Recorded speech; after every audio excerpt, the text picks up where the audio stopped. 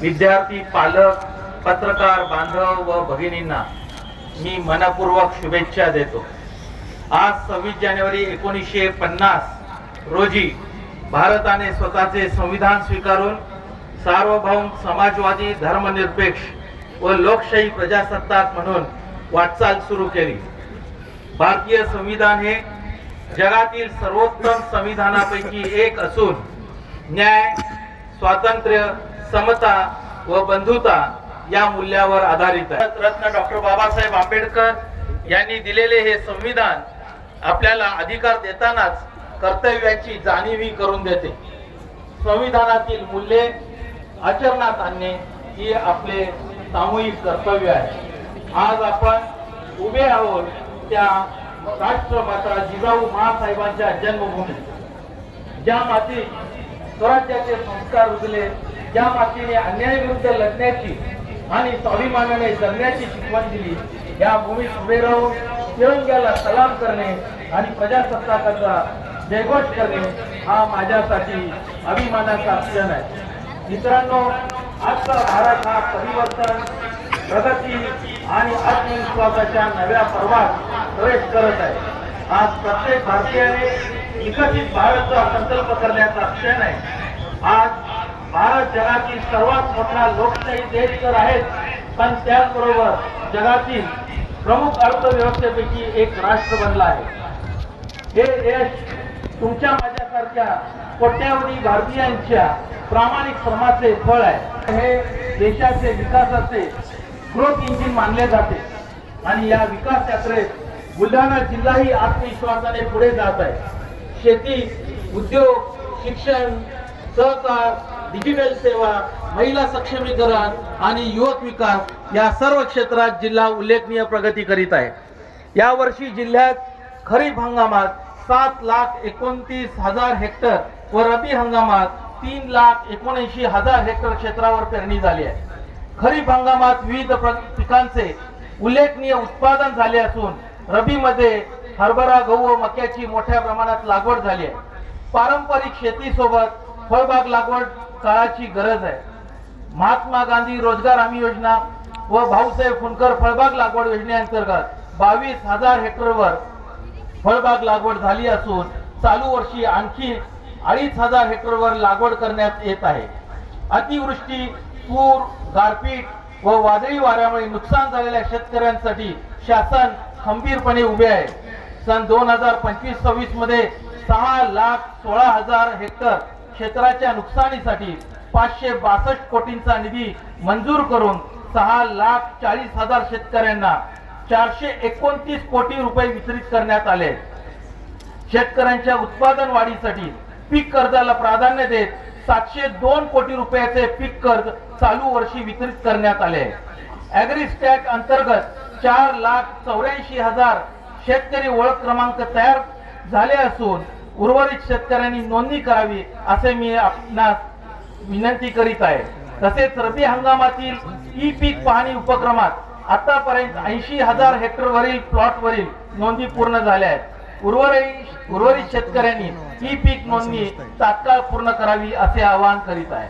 जिगाव सिंचन प्रकल्पासाठी 2200 हेक्टर जमिनीचे भूसंपादन पूर्ण होऊन 1,600 कोटी रुपये शेतकऱ्यांना देण्यात आलेले आहेत। 4,500 हेक्टर जमिनीचे भूसंपादन अंतिम टप्प्यावर असून बाधित गावांचे पुनर्वसन ही अत्यंत वेगाने सुरू आहे। छत्रपती शिवाजी महाराज महसूल अभियानांतर्गत 1 लाखहून अधिक लाभार्थ्यांना दाखले देण्यात आलेले आहेत। 1447 पाणंद रस्ते खुले झालेले आहेत व 1420 गावांना स्मशानभूमीसाठी जागा देखील उपलब्ध करून देण्यात आली आहे। जिल्हा वार्षिक योजनेतून शाळा, अंगणवाड्या, आरोग्य केंद्र, रुग्णालय व नगरोत्थानासाठी एकूण 1,200 कोटी रुपये मंजूर करण्यात आलेले आहेत। आदिवासी बांधवांसाठी वन हक्क कायद्यान्वये अनेक मोठ्या प्रमाणावर वन पट्ट्याचे देखील वाटप करण्यात आले आहे। लोणार सरोवराच्या संवर्धनासाठी IIT मुंबईच्या सहकार्याने विविध प्रकारचे संशोधन देखील हाती घेण्यात आलेले आहे। तसेच पर्यटन वाढीसाठी विशेष प्रयत्न देखील करण्यात येत आहे। प्रधानमंत्री व मुख्यमंत्री रोजगार निर्मिती योजनेअंतर्गत 829 उद्योगांना मंजुरी मिळाली असून 612 उद्योग जिल्ह्यामध्ये सुरू झालेले आहेत। गेल्या वर्षी जिल्ह्यातून 874 कोटी रुपयांची निर्यात झाली असून अमरावती विभागात जिल्हा प्रथम व राज्यात 4थ्या क्रमांकावर आला आहे. चालू वर्षात हेच उद्दिष्ट आता 1500 कोटी पर्यंतचे ठेवण्यात आलेले आहे. प्रिय युवकांनो, आजचा काळ हा तुमच्यासाठी सुवर्ण संधी घेऊन आलाय. Skill India, startup India, digital India, agri startup, e commerce आणि सर्व क्षेत्रात अपार संधी उपलब्ध आहेत. यातून आजचा युवक नोकरी शोधणारा नाही तर नोकरी देणारा बनू शकतो. त्यामुळे या संधीचं सर्वांनी सोनं करावं अशी मनोमनी मी इच्छा बाळगतो. कारण तुमच्या कामातून, कौशल्यातून आणि प्रामाणिक प्रयत्नातूनच जिल्ह्याचा आणि देशाचा विकास शक्य आहे असा मला विश्वास आहे. डिजिटल क्रांतीच्या दिशेने पाऊल टाकत जिल्हा प्रशासनामार्फत महसूल मित्र व्हॉट्सअप चॅटबॉट सेवा सुरू करण्यात आली आहे. सेवा हक्क, सहज प्रणाली, प्रतिसाद प्रणाली अशा विविध सेवा नागरिकांना थेटपणे व सुलभपणे उपलब्ध केलेल्या आहेत. यासह भूसंपादन व पुनर्वसन प्रक्रियेच्या सर्व टप्प्याच्या व्यवस्थापनासाठी प्रशासनाने पुनर्भूत भूसंपादन प्रणाली देखील विकसित केली असून याद्वारे संपूर्ण माहिती ऑनलाईन स्वरूपात उपलब्ध करून देण्यात आली आहे. या सर्व सुविधांचा नागरिकांनी लाभ घ्यावा असे देखील मी आवाहन या निमित्ताने करतो. बुलढाणा पोलिसांनी मिशन परिवर्तन अंतर्गत गुन्हेगारीत 10% घट व 80% गुन्ह्यांची उकल केली आहे. तसेच गुन्हेगारांवर वचक राहावा म्हणून जिल्हा पोलीस दलाकडून भारतीय नागरिक सुरक्षा संहिता 2023 या नवीन कायद्यातील विविध कलमान्वये मोठ्या प्रमाणात प्रतिबंधात्मक कारवाई देखील करण्यात आली आहे. जिल्ह्यात कायदा व सुव्यवस्था राखण्यासाठी पोलीस दलाचे मी मनपूर्वक अभिनंदन आणि कौतुक करतो. जिल्हा परिषदेमार्फत ग्रामीण भागात मुख्यमंत्री समृद्ध पंचायत राज अभियान सारखे विविध उपक्रम व अभियान अत्यंत प्रभावीपणे राबविले जात आहेत. तसेच आरोग्य विभागामार्फत नागरिकांसाठी राबवण्यात येणाऱ्या योजना, उपक्रम आणि जनजागृती कार्यक्रम प्रभावी ठरत आहेत. आज या तिरंग्याच्या साक्षीने आपण संकल्प करूया की 2047 पर्यंत स्वातंत्र्याच्या शताब्दी काळात भारत एक विकसित मजबूत राष्ट्र बनेल आणि त्या विकास गाथेत बुलढाणा जिल्ह्याचे देखील नाव सुवर्ण अक्षरात कोरले जाईल.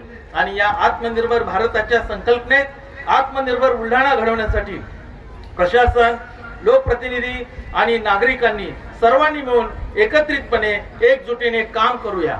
शेवटी इतकंच म्हणेन, मिळवून स्वातंत्र्य टिकवले आम्ही, संविधानाने सजविले आम्ही, अभिमान वाटे या देशाचा जो रक्ताने सिंचिला आम्ही. चला शेवटी सर्वांनी एकत्र येऊन प्रजासत्ताक दिन चिरायू व्हावा यासाठी जोरदार जयघोष करूया. वंदे वंदे वंदे भारत माता की जय, भारत माता की जय, भारत माता की जय. जय हिंद, जय महाराष्ट्र. खूप खूप धन्यवाद माननीय महोदय. आपल्या ओजस्वी वाणीतून आपण जिल्ह्याच्या विकास कामाचा लेखाजोखा मांडलात आणि एक समृद्ध बुलढाणा घडवण्यासाठी आम्हाला प्रेरित केले. आपल्या मार्गदर्शनाखाली आपला जिल्हा निश्चितच प्रगती पथावर